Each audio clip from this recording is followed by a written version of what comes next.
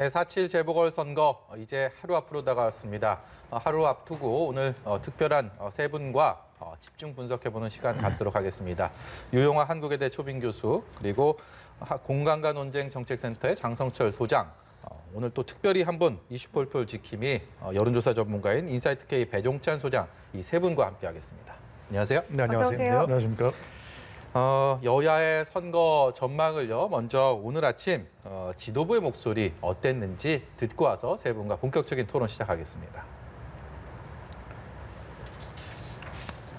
우리 지지자들이 말하기 시작했다, 표현하기 시작했다, 이렇게 설명드리는 것이 정확할지 모르겠어요. 그동안의 여론조사, 공표된 여론조사를 보면 저희 쪽이 응답률이 현격하게 낮아졌습니다.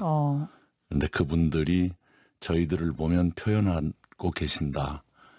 그러니까 흔히들 말하는 여론조사 결과와 바닥 민심이 다른데라고 저희 쪽에서 말씀하는 것은 그것을 말할 거다, 이렇게 생각합니다. 3% 내외의 박빙 승부, 그것을 꽤 오래전부터 예측을 했지요.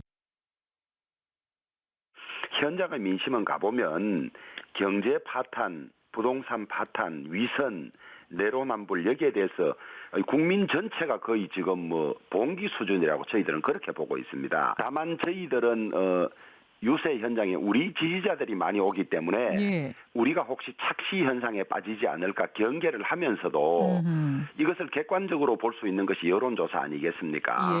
이런 것을 통해서 저는 많은 차이가 날 걸로 예상을 하고 있습니다. 저는 두 자릿수도 안정적인 두 자릿수가 될 거라고 봅니다. 최소한 15% 이상 이길 거라고 봅니다.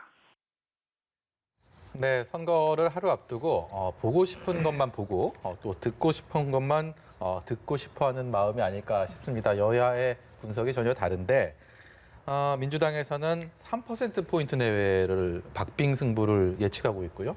지금 주호영 국민의힘 원내대표 얘기는 최소 15%포인트 이상 승리를 낙관하고 있는 상황입니다. 여론조사가 지금 공표가 될 수 없는 기간이기 때문에 이 누가 맞을지를 보는 것도 상당히 좀 관심이 가는 부분인데, 먼저 유용화 교수께서 어떻게 보세요? 일단 여론에 대한 정의부터 우리는 좀 할 필요가 있는데요. 여론은 그 당시에 시민들의 상태를 얘기하는 거고, 그것을 현재 통계적 기법으로 인해서 그걸 집약시키는 거 아니겠어요, 현재는요.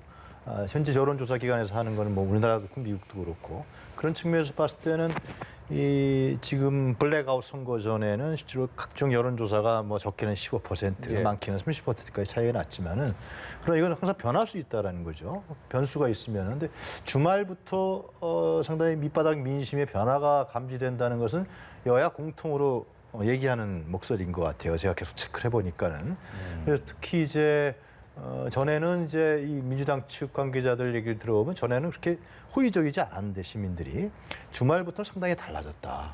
이런 얘기들이 계속 나오고 있습니다. 나오고 있고, 실제로 사전 투표도 뭐 우리가 짐작할 수는 없지만은 그날 비도 왔는데 20% 이상이라고 나오는 거 보면은 양측이 상당히 균등하게 나온 거 아니냐. 이런 부분들이 이제 박영선 후보 측에 상당히 활기를 주는 것 같고, 아니 저쪽에 오세훈 후보 측에서는 긴장감을 주는 것 같아요. 이런 측면이 있기 때문에 저는 특히 어제 토론을 계기로 해서 이 심판론 구도에서 인물 자질론 구도로 상당히 바뀌었다. 특히 오세훈 후보의 과거의 재임 시절에 각종 문제점들이 사실상 드러났던 게 사실이에요.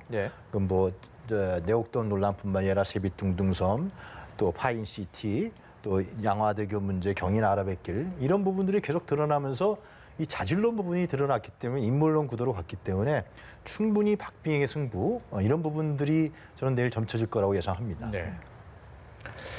저는 기본적으로 이낙연 당대표와 주호영 원내대표의 워딩만 놓고 보더라도 민주당이 좀 힘겨워 보인다라고 말씀드리고 싶습니다. 기본적으로 각 당에서 여론조사를 계속 해왔어요. 민주당에서는 민주연구원, 그다음에 국민의힘에서는 여의도 연구원에서 여론조사를 해왔는데, 제가 이제 선거법 때문에 말씀드리지는 못하겠는데 참 입이 간질간질합니다. 말씀드리고 싶은데. 근데 거기서도 지속적으로 좀 지금까지 우리가 7일 전에 발표됐던 여론조사 흐름과 좀 다르지 않은 비슷한 수준의 계속 여론조사가 진행됐다라고 저는 얘기를 들었습니다. 기본적으로 정권 견제론이 높았어요. 그러한 부분을 단순히 내곡동, 생태탕, 페라가모 이걸 갖고 극복하기에는 좀 힘들어 보이지 않았느냐라는 좀 생각도 들고 항상 선거에서 좀 지는 쪽은 이런 얘기를 해요. 우리에겐 샤이 지지층이 있어. 바닥 민심은 달라. 이런 쪽은 우리가 선거에서 불리해라는 자기 고백이다라고 말씀드립니다. 예. 배종찬 소장님, 네. 각 당에는 싱크탱크가 있습니다. 민주연구원이 있고 여의도연구원. 그야말로 안에서 여러 가지 여론조사 지표 돌려가면서 유리하다, 불리하다 전략들을 짜고 그런 곳인데 지금 장성철 소장께서 뭐 공개할 수는 없다라고 말씀하셨지만 그럼 내부적으로 이런 여론조사 막 돌려가면서 그런 것들이 지난 선거까지 이렇게 쭉 역대 선거 흐름들을 보면 좀 어느 정도 신빙성이 있는지 안에서 어떻게 그런 것들을 자료로 또 활용하는지 이런 부분 좀 많이 궁금하거든요. 제가 공개를 해드릴까요? 그러시지 마시고요. 지난 선거 쪽으로까지 이렇게 좀 보면 되지 않을까요? 농담이고요. 예. 그만큼 각 당에서는 이 여론조사를 계속 합니다. 실제로도 선거 당일까지도 계속 할 거예요. 그래서 시시각각 이제 확인을 하게 되는데 심지어는 뭐 하루 3끼 여론조사한다. 아침, 점심, 저녁 이런 이야기까지도 나올 정도인데 그만큼 이제 치열하게 판세를 분석하는 거죠. 근데 문제는 뭐냐? 그 여론조사 결과를 고지고대로 인용할 건가? 그건 아니라는 거죠. 왜냐하면 지금 깜깜이 기간 중에서 가장 중요한 것은 지지층의 동료거든요. 그러니까 이른바 이 선거 여론조사는 그 조사하는 시점의 판세다. 그리고 투표 결과는 다르지 않느냐. 예. 이게 사실은 정치권에서 항상 공의 이야기를 하는 겁니다. 그런데 이제 그렇게까지 여론조사에 대해서 또 나름 기대하고 있다가 정작 여론조사가 투표 결과대로 안 나오면 봐라 여론조사 못 믿겠다. 늘 비난의 대상에 또 도마 위에 오르게 됐는데 예. 자 지금은 어떤 기간이냐. 3%포인트, 15%포인트 다 각자의 주장인 거죠. 그러니까 사실 유권자들은 참고를 하면 대상입니다. 그러니까 3%포인트는 이 추세대로 간다면 우리가 적어도 굉장히 초접전 박빙일 것이다. 이렇게 이제 지지층을 독려하는 것이고 그다음에 또 한편으로는 한쪽에서는 이렇게 큰 폭의 격차가 있긴 하지만 반드시 투표를 하면 우리가 압승을 거둘 수 있다. 마치 이런 것을 이제 지지층에게 전달하는 것이기 때문에 분명하게 말씀드릴 수 있는 것은 지금 유권자분들은 아무도 믿지 마십시오. 본인만 믿으면 됩니다. 예. 제가 한 말씀 드리면 여론조사라는 특히 ARS 같은 경우는 기계음 아니에요. 근데 인간의 감정을 어떻게 기계가 체크할 수 있겠어요. 특히 투표 행위에 대해서. 저는 그거는 경향성만 그래서 본다라고 ARS는 얘기하는 것 같고요. 그래서 이제 과거에 전에 대선이지만 미국 대선 같은 경우는 힐러리 클린턴과 트럼프에서 여론조사에서는 당연히 뉴욕타임스하고 워싱턴 포스트 다 힐러리가 다 이긴다고 했어요.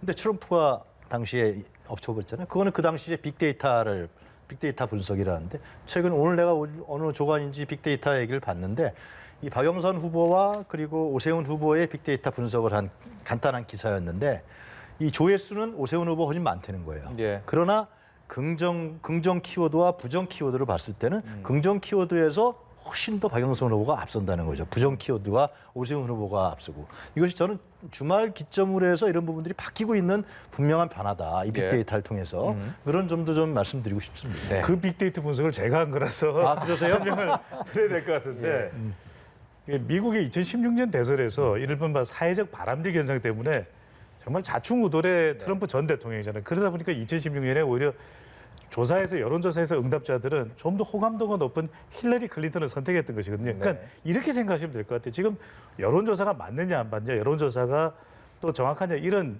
그 근거를 따질 필요가 없이 여론조사는 여론조사대로 존중을 하면 되고 빅데이터는 빅데이터로 존중하면 되는데 문제는 이거죠. 이걸 아전 이수식으로 본인에게 유리한 쪽으로 해석을 하는 것은 무리하다. 그렇기 때문에 유권자들은 다 참고 자료일 뿐이니까 가장 중요한 건 본인 스스로 생각할 때 내가 누구에게 투표하는 것이 가장 올바른가 이것이 더 중요한 것이죠. 지금 뭐 사전 투표율 높은 것도 각 당에서는 아전 인수로 해석하고 있지 않습니까? 올해 마치 대학 시험에 나올 것 같잖아요. 아전 인수. 예. 그렇게 가서는 안 되겠죠. 네. 예, 지금 말씀하신 것처럼 이제 이번에 사전 투표율 같은 경우는 역대 재보선 최고치를 기록을 했습니다. 근데 이 어떤 사전 투표율을 놓고도 양당의 분석이 이제 전혀 다른 모습이거든요. 일단 서로에게 유리한 해석을 내놓고 있는데 사전 투표율에 이제 높은 이 사전 투표율에 대해서는 좀 어떻게 보고 계시는지? 저는 거기서부터 변화가 생겼다고 생각이 들어요. 그러니까 사전투표는 양당에서 다 나왔다 그러는데 민주당 측 입장에서 봤을 때 박영선 후보 입장에서 봤을 때는 의외로 많이 나온 거죠. 이것이 특히 비가 많이 왔잖아요. 그 금요일 같은 경우는 직장인들이 많이 갔었다는 게 분명한 사실이죠. 그래서 역대 여론조사를 봤을 때, 역대가 아니라 기존의 지금 보궐선거 여론조사를 봤을 때 40대층과 50대층에서는 박영선 후보를 많이 지지하고, 그리고 20, 30대와 60대가 이제 오세훈 후보를 지지하는 거나 봤을 때는 직장인들이 금요일 날 많이 나갔다라는 사실 자체는 그 기존의 여론조사의 어떤 밴드웨건 효과죠. 여론조사를 크게 나니까 끝났어. 이러한 이 여론조사의 정치, 여론조사 밴드웨건 효과인데 결국은 선거에 있어서 이런 부분들이 사실상 사전투표에서는 별로 통하지 않았다. 그렇기 때문에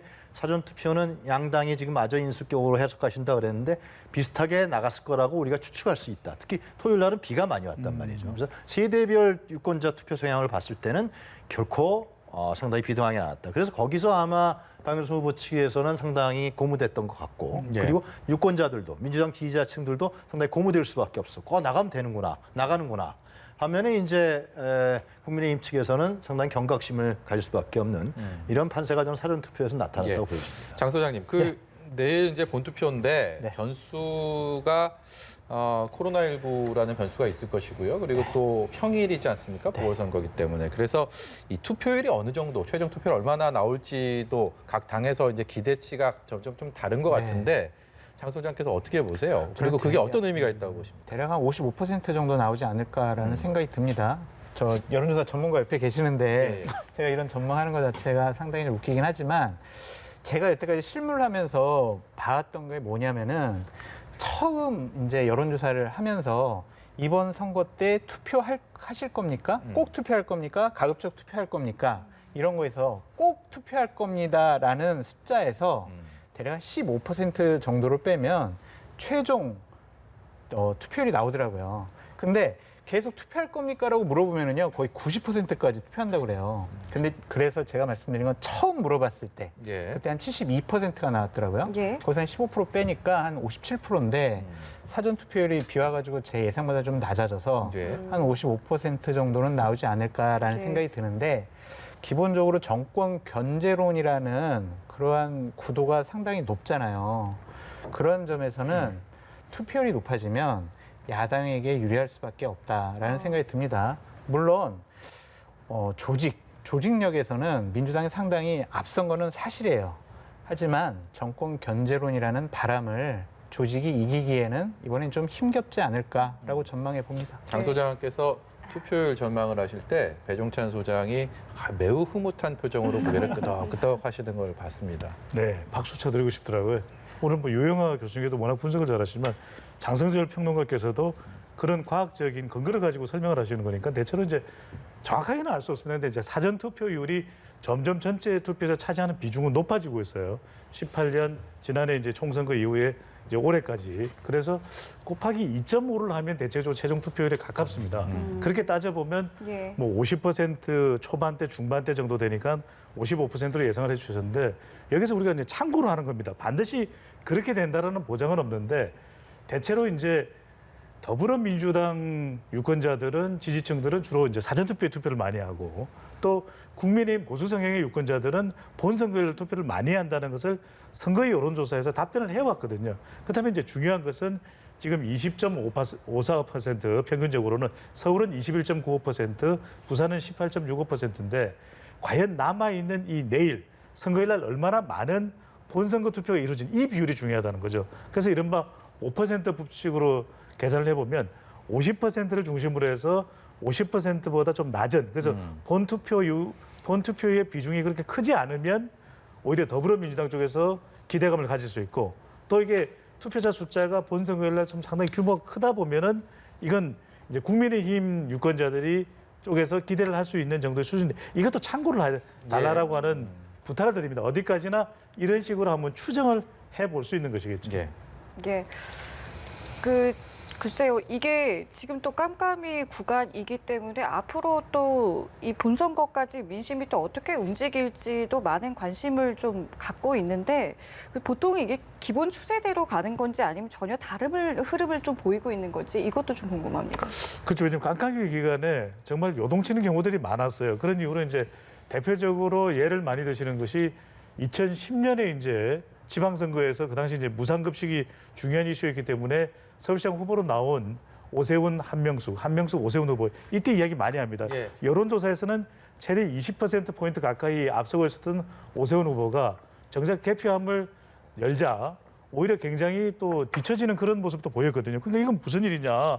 여론조사가 상당히 다르지 않았느냐 이런 말씀을 하시고 결과적으로는 2010년 서울시장 선거에서 오세훈 후보가 0.6%포인트 차에 신승을 하거든요. 근데 그때 결과를 보면 이때는 여론조사가 잘못됐다는 것보다는 여론조사는 대표성이 중요한데 무선전화, 휴대전화가 포함이 안 됐어요. 예, 예. 그러니까 상당히 대표성이 좀 결여되어 있다 이렇게 보실 수가 있고 오히려 더 여론조사와 좀 다소 다른 판세가 전개된 것은 2016년 국회의원 선거 때의 종로구 선거입니다. 이때도 역시 같은 인물 오세훈과 또 지금 현재 국무총리인 정세균 후보가 등장을 합니다. 이때도 보면은 초반 판세를 보면 오세훈 후보가 상당히 앞서가요. 네. 그런데 깜깜이 기간 때 요동칩니다. 그래서 실제 깜깜이 기간 때 조사됐던 것까지 나중에 여론조사의 추이를 이렇게 공개를 해서 살펴봤더니 오히려 깜깜이 기간이 되면서 격차가 좁혀지면서 정세균 후보가 2016년 종로구 선거에 더 앞서는 모습을 보였거든요.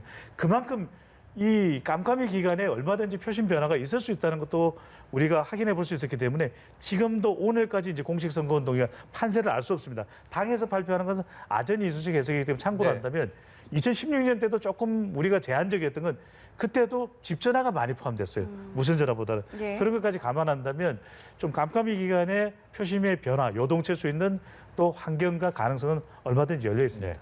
오늘 이제 마지막 이제 유세입니다. 때문에 이제 두 후보 막판 유세 일정 소화하고 있는데 먼저 박영선 후보의 경우에는 6,411번 버스로 일정을 시작을 했습니다. 여기서 이제 노회찬 전 의원과의 인연을 이제 언급을 하면서 지지를 호소를 하기도 했는데요. 여기에 대해서 이제 정의당의 반응이 좀 상당히 불쾌하다 이런 반응을 내놨습니다. 사실 박 후보 입장에서는 정의당의 러브콜을 보낸 거나 마찬가지인데 정의당의 반응 좀 어떻게 보셨는지요? 그러니까 민주당 입장에 봤을 때 정의당의 5%가 굉장히 중요하죠. 이 박빙 선거로 가게 되면 그 정의당의 당원이라든가 정의당 지지자들, 상당히 진보에서도 좀 왼쪽으로 가 있는 이런 사람들의 지지가 절실하겠죠. 정의당은 이 박영선 후보의 러브콜에 대해서 이렇게 예. 반응이 긍정적이지가 않습니다. 근데 그 여영국 의원인가요? 여영국 대표도 이제 나와서 얘기하고 그랬었는데 예. 저는 정의당도 물론 이제 민주당에게 실망하고 또 정의당의 존재 이유를 이번에 확실히 부각시켜야 된다 이런 측면을 뭐 정치적 고려를 하겠죠. 그런 부분도 있겠지만은 그러나 과연 지금 이번 선거에서 서울시장 선거에서 국민의힘의 오세훈 후보가 됐을 경우에 정의당에게 유불리, 정치적 유불리도 따져볼 필요가 있다. 예. 그것이 대선으로 가는 길목이기 때문에 이런 부분에 있어서 정의당 입장에서도 좀 더 다른 판단을 할 필요가 있다라는 생각도 듭니다. 예. 세 분께 공통 질문을 하나 드리고 싶은데요. 이번 13일간의 공식 선거운동 기간 동안 여러 가지 말들도 있었고요. 여러 가지 사건들도 벌어졌습니다. 이 선거운동 기간 동안 벌어졌던 말과 행동들 중에서 각자 가장 인상 깊었던 순간이라고 할까요? 그런 것들은 뭐가 있는지 좀 여쭤보고 싶은데 차례대로 여쭤볼게요. 먼저 장 소장께서 말씀을 해주시죠. 예, 저는 첫 번째 TV 토론 때 박영선 후보가 오세훈 후보에게 물어봤던 베를린 인구 숫자 네. 이거 가지고 저는 상당히 앞으로 남아있는 TV 토론에 완전히 코미디가 되겠구나라고 생각을 했어요. 박영선 후보도 숫자를 잘 몰랐고 오세훈 후보도 몰랐습니다. 근데 그걸 가지고 2분 이상 다툼이 있었어요. 이게 과연 서울시장이 되겠다는 분들이 제대로 된 TV 토론을 하기 위해서 준비한 것이냐라는 생각이 듭니다. 베를린 인구 숫자 모를 수 있어요. 예. 그냥 그거 넘어가서 그 안심 소득이라는 것에 대해서 좀 더 집중적인 토론이 있었어야 했는데 결국에 남아있는 것은 베를린 인구 숫자, 뭐 생태탕, 내곡동, 땅 이런 것밖에 남아있지 않아서 상당히 유감스러웠습니다. 예. 배 소장께서는 어느 순간입니까? 저는 이번 선거가 역대 한 30년 가까이 선거를 지켜봤는데 이상 이번 선거처럼 땅이 부각된 적이 없는 것 같아요. 그래서 땅 선거. 네. 그러니까 후보들의 정책 차별화는 이루어지지가 않고 오로지 LH 또 내곡동, LCT 그러니까 땅으로 시작해서 땅으로 끝나는 땅 선거거든요. 이렇게 되면 유권자들은 땅을 칠 거예요. 그래서 이번 선거가 너무 지나치게 이런 외부 변수에 의해서 작동되는 그런 선거다 보니까 정작 우리가 지금 서울시장 선거를 뽑고 있느냐 아니면 땅 전문가를 뽑고 있는 것이냐 이렇게 상당히 오해가 될 정도 수준이라서 처음 시작할 때부터 조금 거의 끝나가는 이 상황까지도 초등학생들이 그런 이야기예요. 아빠, 엄마, 내곡동이 뭐예요? LH가 뭐예요? 근데 사실 서울에 살고 있든 아니든 이번 선거의 의미는 매우 중요합니다. 내년 대통령 선거를 앞두고 좀 더 이 서울시장다운 또 시장다운 그런 사람을 뽑는 선거가 되는데 오로지 땅을 치게 됩니다. 예. 땅을 치게 된다. 네, 말씀을 하셨습니다. 네. 네. 유흥화 교수께서는 어느 순간 기억이 나세요? 저는 그 서양 속담 같은 이번 선거에서 나오는 그 속담 아닌 속담, 기업 앞에 겸손해야 된다. 예. 저는 그게 무슨 말인지 잘 모르겠는데요. 하여튼간에 그 기업 앞에 겸손해야 된다는 부분을 갖고 해석이 많잖아요. 근데 이것은 기업은 나한테만 유리한 것만 한다. 뭐 이렇게 얘기할 수도 있는 거지만은 저는 오세훈 후보가 이번에 시장이 될 수도 있고 또 안 될 수도 있겠죠. 그러나 자기 과거의 삶의 부분에 대해서 저는 겸손해야 된다고 보여집니다. 최근에 나온 얘기지만 지금 용산 참사 부분에 있어서도 예를 들면 그 생존권 투쟁을 벌였던 사람에 대해서 이제 폭력이라는 얘기, 국가 폭력이라는 얘기는 안 하고요. 예. 이 사회적 약자에 대한 얘기도 안 했고 어제도 토론에서 보니까 세빛등등섬이라든가 파인시티도 부정했지만은 파인시티 2009년도 자기 재임 시절에 나타났던 일 아니에요. 그게 상당히 의혹이 있었고 기억하시겠지만 20, 30대들은 그 당시에 지금 잘 모르시겠죠. 그러나 그 파인시티 사건이라는 것은 이명박 측근인 최시중과 또 박영주 전 차관 이런 사람들 결합된 아주 의혹 사건이었단 말이죠. 근데 그 또 기억이 안 난다 모른다 그랬단 말이에요. 자기 재임 시절에 있었던 일인데요. 그래서 저는 기억 앞에 겸손해야 된다라는 것은 뭐 오세훈 후보한테만 해당되는 건 아니겠지만 자기의 과거 삶에 대해서 정말 겸손해야 된다. 이런 말씀을 드리고 싶고요. 이제 땅 말씀하셨는데 저는 부동산 문제가 이번에 굉장히 중요한 이슈로 부각된 거는 그거는 저는 이번 대선에서도 아마 이런 문제가 나올 건데요. 이 국민의 삶에 대한 문제예요. 삶에 대한 문제고 생활에 대한 문제거든요. 예. 이것이 이제 결국은 이번 선거의 가장 초점 아니었어요? 정책이 없었다 그러지만 정책으로 부동산 정책을 어떻게 하겠다는 양 후보가 다 제시를 했었어요. 그래서 이런 부분에 대해서 이제 아마 그래서 내곡동 부분도 부동산 투기한 사람이 아니냐 이러한 논란을 이제 걸었던 거거든요. 이게 단순한 네거티브로 볼 문제는 아닌 것 같고요. 이 부동산 문제는 국민의 삶의 문제다. 그래서 국민의 이러한 생활의 문제가 이번 선거에서 굉장히 부각됐다 이런 말씀을 드리고 싶습니다. 예, 그 조금 전에 배 소장님께서는 이번 보궐선거가 이제 차기 대선의 전초전 성격을 띠고 있기 때문에 더 큰 관심을 받고 있다라고 말씀을 해주셨는데 지난 총선부터 지금까지의 어떤 민심의 흐름을 어떻게 좀 분석하고 계시는지 듣고 싶습니다. 네, 큰 변화가 있었죠. 지난 이제 총선은 여당의 압승으로 끝났습니다. 가장 크게 달라지는 것은 역시 이제 문재인 대통령의 지지율이라고 봐야 되겠죠. 우리 이슈 폴폴 시간을 통해서도 여러 차례 소개를 해드렸는데 대통령 지지율이 선거에서 그만큼 중요한 거죠. 2018년 지방선거가 있었을 때 문재인 대통령의 지지율이 70% 그리고 지난해 국회의원 선거가 있었을 때 문재인 대통령이 60%입니다. 국회의원 의석수 300명을 60% 곱하면 그대로 180명이 나오거든요. 그러세요. 그만큼 대통령 지지율이 지배하는 선거이기 때문에 이번 선거에도 보면은 대통령 지지율이 상당히 영향을 주고 있는 것이죠. 구도가 그만큼 선거의 기준이 되고 있고 정권 심판에 힘이 실리는 이유는 대통령 지지율이 높았다면 이렇지 않았을 겁니다. 그런데 누가 떨어져 나가고 어떤 민심이 기반인가 역시 중도층입니다. 중도층을 얼마나 관리를 잘하는 것이 중요한 것이고 그만큼 이제 국면 전환 그리고 국민 소통이 중요할 수밖에 없거든요. 그런 만큼 보궐선거 이후에 개각이 예정돼 있다. 또 국민들과의 더 소통을 강화하겠다. 이런 이야기가 나오는 것은 이번 보궐선거가 바로 내년 차기 대통령 선거의 바로미터가 될 수도 있기 때문이거든요. 예. 그런 만큼 이번 보궐선거의 결과에 따라서 차기 대권 구도도 요동칠 수 있습니다. 문재인 대통령의 지지율도 추가로 영향받을 수 있습니다. 그만큼 어떤 결과가 나오든 간에 대통령과 또 정부, 여당이 어떤 대응을 하느냐, 어떻게 국면 전환을 할지 또 소통을 할지가 무엇보다도 중요한 시기가 된 것이죠. 예. 저는 민심이 바뀌었다고 생각하지 않아요. 정치권이 바뀌었다라는 말씀을 드리고 싶습니다. 민주당이 바뀌었다라는 말씀을 드리고 싶어요. 드러났죠. 표창장 위조한 거 드러났습니다. 택시기사 폭행한 분이 법무부 차관 되는 게 드러났습니다. 여직원 성추행해가지고 서울시장, 부산시장 이런 재보궐선거가 이루어지게 됐고요. 부동산 투기한 게 드러났습니다. 공정하고 정의롭다라고 생각했던 집권 여당이 이러한 일을 저질렀다. 그럼 당연히 민심은 항상 공정하고 정의로운 사람들 편이거든요. 정치권이 바뀐 거지 민심이 바뀐 것은 아닌 것 같다라고 말씀드립니다. 예. 근데 이제 저도 한 가지 말씀드리면은 이 투표행위라는 것은 말이죠. 우리가 여러 차례 선거를 다 해왔지만 이 찍을 때 1번, 2번, 3번, 4번, 5번을 찍을 때 그 번호에 대해서 자기 신뢰를 표시하는 겁니다. 난 믿는다. 당신을 믿는다라는 거죠. 그러니까 지금 이제 소장님께서 말씀하신 대로 예를 들면 민주당의 여태까지에 대한 일반 국민들의 불만, 분노, 그리고 진짜 실망 예. 이런 부분들이 표출됐던 게 지난 선거 블랙아웃 전에 여론조사에 나타난 것이죠. 나타났지만은 막상 투표장에 갔을 때 과연 내가 누굴 정말 믿을 것이냐. 근데 그것만 갖고 투표행위가 이루어지지는 않는다는 거죠. 이 유권자 기존의 유권자에 대한 분석을 봤을 때는 그거는 그럼 그런 분들은 이제 투표장에 안 가거나 아니면 뭐 제3의 후보를 찍거나 이런 식이 되겠죠. 근데 내가 이 사람을 믿어야만 찍는다. 그런 측면에서 봤을 때 저는 내일 정의 뚜껑을 열어봐야 된다. 그런 판단이 예. 듭니다.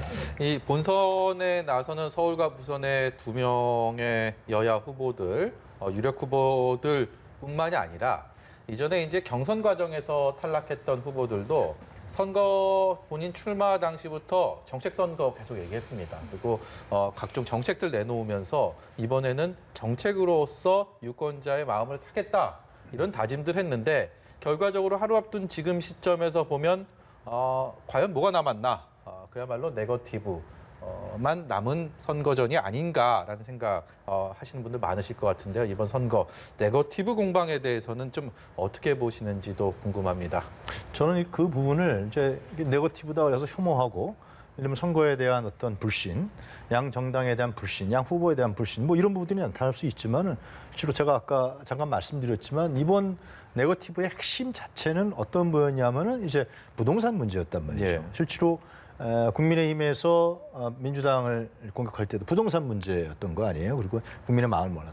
그리고 이제 오세훈 후보의 내곡당 땅 문제도 결국은 부동산 문제였거든요. 부동산에 대한 특혜 문제란 말이죠. 이런 부분이 같기 때문에 실제로 아까도 좀 전에 말씀드렸습니다만 이 선거 판도가 많이 달라진다. 국민 삶에 대한 문제, 생활에 대한 문제 이런 부분들이 중요 이슈로 가고 아마 국민들이 안 봤다 그러지만은 문제 그 네거티브 속에서 아유 싫어 이렇게 했다고 치더라도 실제로는 다 봤을 겁니다.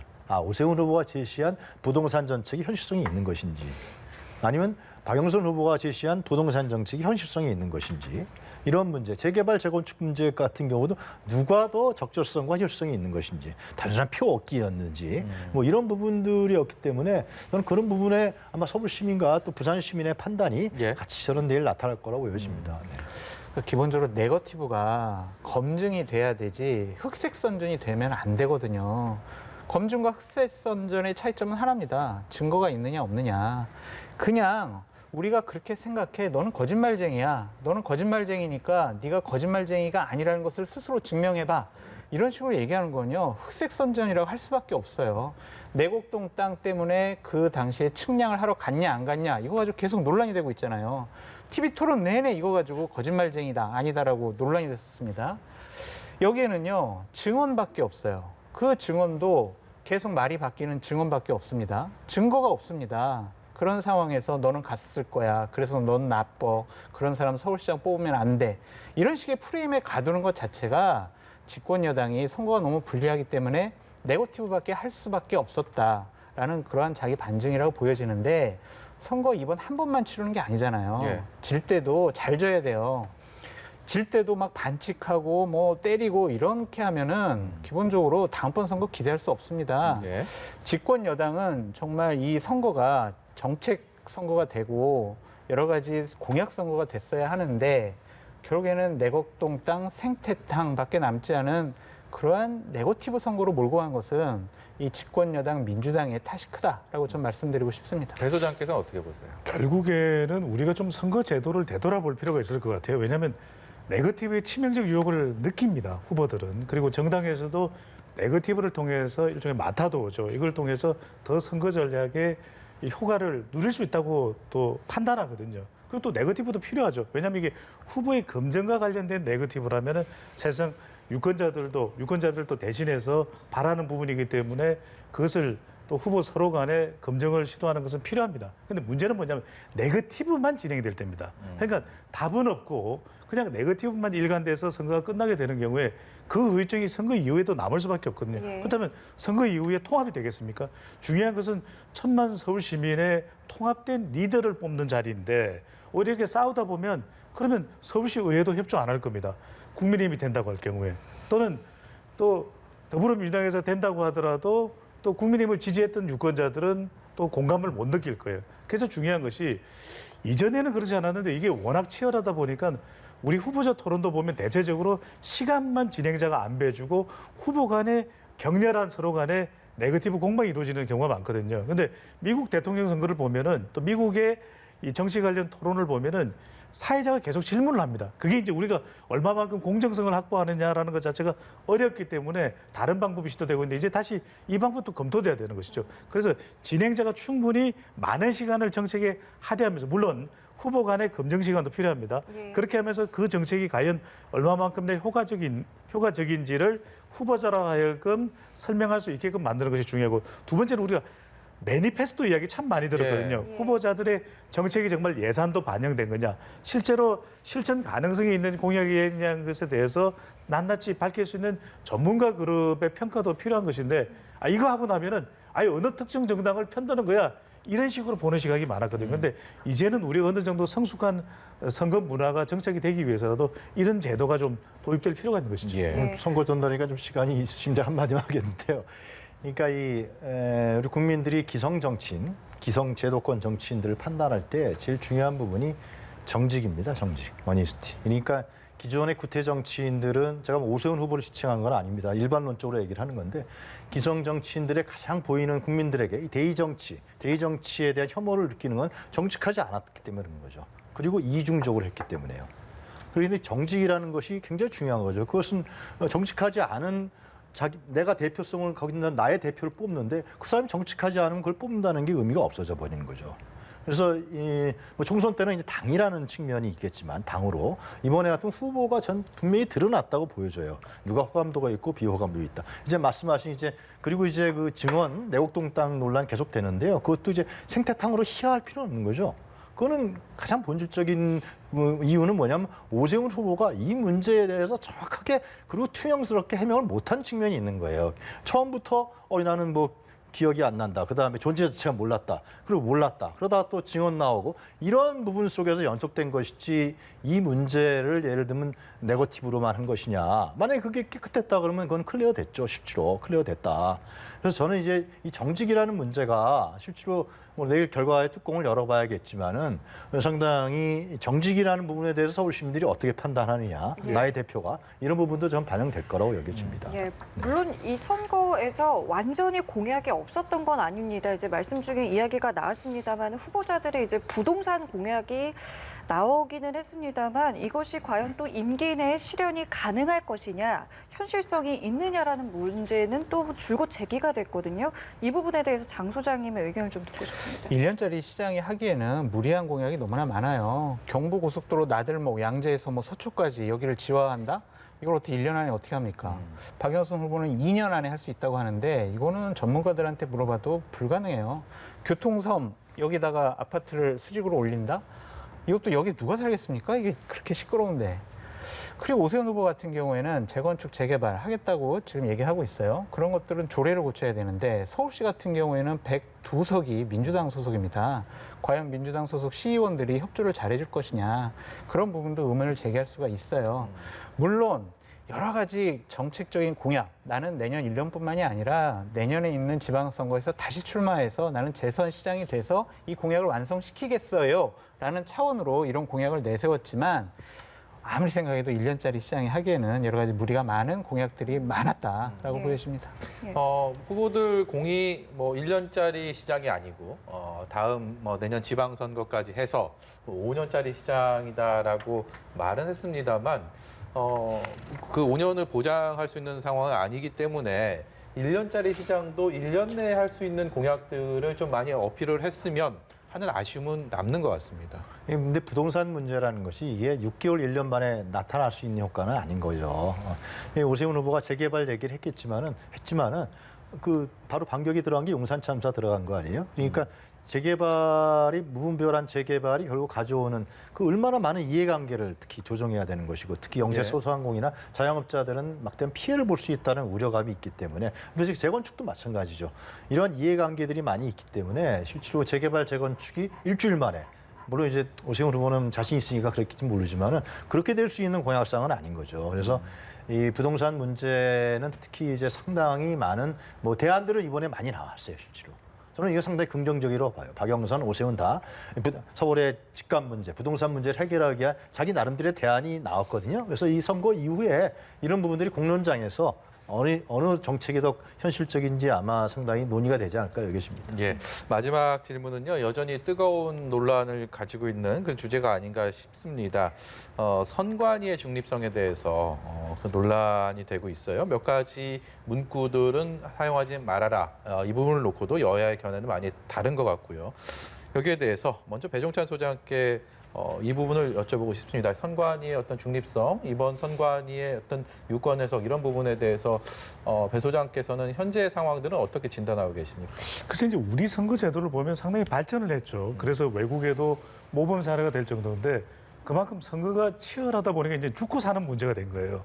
그래서 일단 인식의 시각차가 발생을 합니다. 첫 번째로는 이 정부기관이기 때문에 중앙선거관리위원회가 야당보다는 좀 더 여당을 편들 것이다. 이런 인식이 이제 강하게 야당 정치권에는 이제 자리 잡고 있는 것이죠. 그러다 보니까 문구와 관련해서 어떤 문구를 사용하지 말라. 이렇게 이야기를 하는 순간 이건 또 이제 여당에게 좀 더 유리하게 판단하는 건 아닌가라는 그런 인식차가 강하게 존재하는 것이고 두 번째는 좀 정치적인 해석이 되고 있는 부분인 것 같아요. 왜냐하면 중앙선거관리위원 중에서 상임위원이다. 이런 임명권을 정부가 가지고 있는 거 아니겠습니까? 그러다 보니까 임명한 사람한테 좀 더 잘할 거야. 예. 이렇게 이제 생각하면서 그런 쪽에 이제 정치적 해석이 가능해진다는 이야기인데 저는 충분히 중앙선거관리위원회가 그동안 수십 년간의 관리 경험과 또 원칙을 통해서 잘해왔다고 봐요. 근데 그만큼 우리 선거가 이제 치열해진 거죠. 이제는 이판사판 조금이라도 나한테 불리하면 이건 누구 편을 드는 것이다 라고 하는 인식이 강한데 만약에 그런 것이 좀 지속된다면 약간 신뢰 문제가 발생할 수 있습니다. 그런 점에서는 국회 또는 민간 차원의 좀 더 중립적인 장치를 조금 보완하는 방법도 시도는 될 수 있는데 더 중요한 것은 우리가 이 선거는 일단 자유롭게 선거운동을 할 수 있도록 풀어주고 문제가 될 때만 그걸 공직선거법에 의해서 관리하는 체제이거든요. 그만큼 좀 우리가 인식 자체를 유연하게 가질 필요가 있을 것 같아요. 예. 정말 이게 문제고 위법 상황이다. 그렇다면 따져 물어야 되겠지만 너무 지나치게 이걸 여야 간의 유불리 정치적으로 해석하는 것은 좀 경계할 필요가 있겠죠. 예. 어느 분께서 먼저 말씀해 주시죠. 제가 말씀드릴게요. 선거관리위원회는 심판자잖아요. 그럼 심판자가 가장 생명력으로 가져야 할 것이 공정이라는 단어거든요. 편향되면 안 되잖아요. 심판자가 특정 세력을, 특정 진영을, 특정 당을 편든다라는 의심을 받는 것 자체가 예. 선거관리위원회로서는 상당히 치명적인 그런 비판이 될 수 있다라고 생각이 듭니다. 우리나라 선거법 너무 느슨해요. 그래가지고 선거관리위원들이 자신들의 자의적인 판단에 의해서 이건 불법이야 아니야 이런 것을 판단할 수 있는 여지가 너무나 많거든요. 예. 그러니까 이런 부분도 손을 봐야 될 것 같은데 정말 편향되지 않게 의심되지 않게 그러한 공정한 선거관리위원회를 구성했으면 좋겠다라는 생각이 들고요. 지금 뭐 선거관리위원회 9명인데 7명이 뭐 친여 성향 아니냐 이런 비판 받는 것도 상당히 부적절하잖아요. 그리고 야당에서는 선거관리위원장 찾아가가지고 당신네들 똑바로 해 이런 식으로 또 항의하는 것도 우리 참 볼썽사나운 모습입니다. 저런 논란에 이미 발이 들여진 것 자체가 좀 문제인 것 같은데 내년 대선도 있습니다. 이거 정말 사활이 걸린 문제인데 선관위가 좀 특단의 좀 반성과 대책을 세워야 되지 않을까라고 말씀드립니다. 예. 예.